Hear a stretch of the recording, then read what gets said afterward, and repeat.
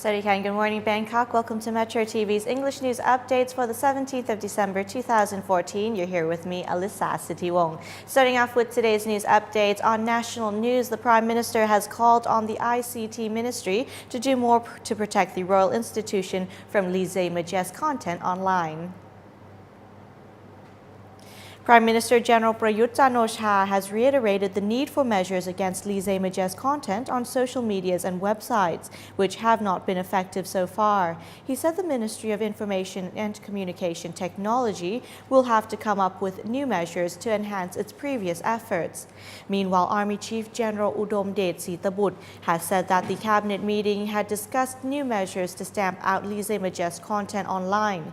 He admitted that the administrative work had hindered the effectiveness and efficiency of the relevant agencies, which will need to improve to better protect the royal institution in Thailand.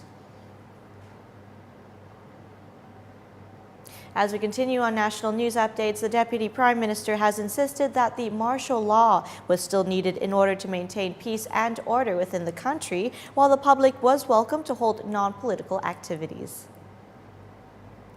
Deputy Prime Minister in charge of Social Affairs Yongnyut Yuttawong said after requests had been filed by academics, writers and the public to lift the martial law, the government has done its best to relax enforcement of the martial law, whereby performances or activities unrelated to politics have been allowed.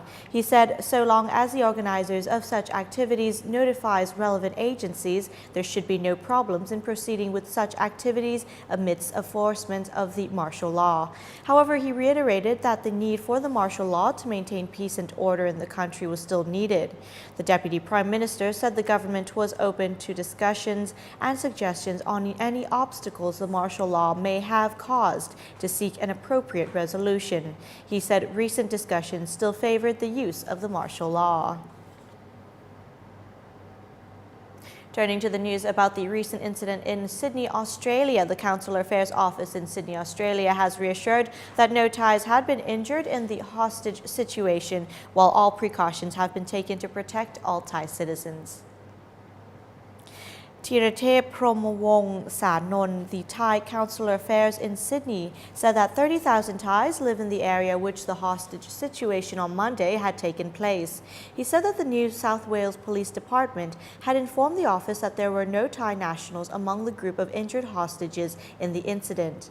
The office had warned Thai nationals to avoid entering the area and to avoid suspicious strangers, and for Thais to save the office's hotline number for emergencies. He said the office will be disseminating information on its social media website, while officials will be dispatched to Thai communities to provide recommendations on how to proceed in such situations. Turning to news about another case situation in which additional arrest warrants have been issued against suspects in the case involving high-ranking police officials. Investigators have asked the criminal court to issue additional arrest warrants against suspects in the case involving the former Central Investigation Bureau chief. Among the suspects were Police Lieutenant Colonel Songrak Khunsi, the deputy commander of the 6th Crime Suppression Division, a close aide to the former CIB chief, Police Lieutenant General Pongpat Chayapan, in laundering money. Police Lieutenant Colonel Songrak had gone missing for more than 15 days and has not honored any calls to testify. An additional arrest warrant has also been issued against Songpon Thong Sin, a close aide to former Deputy CIB Chief Police Major General Govit Wongrungrod, who has also fled calls for his testimonies. Meanwhile, National Police Chief General Somyot Phumpan Muang has assured that if the suspects were found guilty, all punishments will be considered without any exceptions. In news now from the Central National Police Chief, in which he has said that he has not chosen a replacement for the former Central Investigation Bureau chief. National Police Chief Police General Somyot Phumpan Muang said of the search for a replacement for the former Central Investigation Bureau or CIB Chief Police Lieutenant Pongpat Chayapan that he has not made a final decision yet. For the time being, the National Police Chief has entrusted Deputy National Police Chief Police Lieutenant Prawut Thawon Siri with the interim post, who he said was capable of fulfilling the duties. He said the search for a permanent replacement remains to be discussed discussed with all relevant superiors involved. Concerning speculations made about Police Major General Thitirat Nonghan Pitak, the Deputy CIB Chief, taking up the post, the National Police Chief said he was confident that any deputies of the former CIB Chief was more than capable of fulfilling the task, but that he had not made a final decision yet. Taking a look at some of the meteorological and weather reports now, in which the Thai Meteorological Department has warned that the northern and northeastern regions will experience temperatures drops, which could be an additional 3 to 5 degrees drop, while the southern regions is expected to experience more heavy rains over the next few days. Residents in the upper region will experience colder weather as high-pressure systems is extending from the southern China.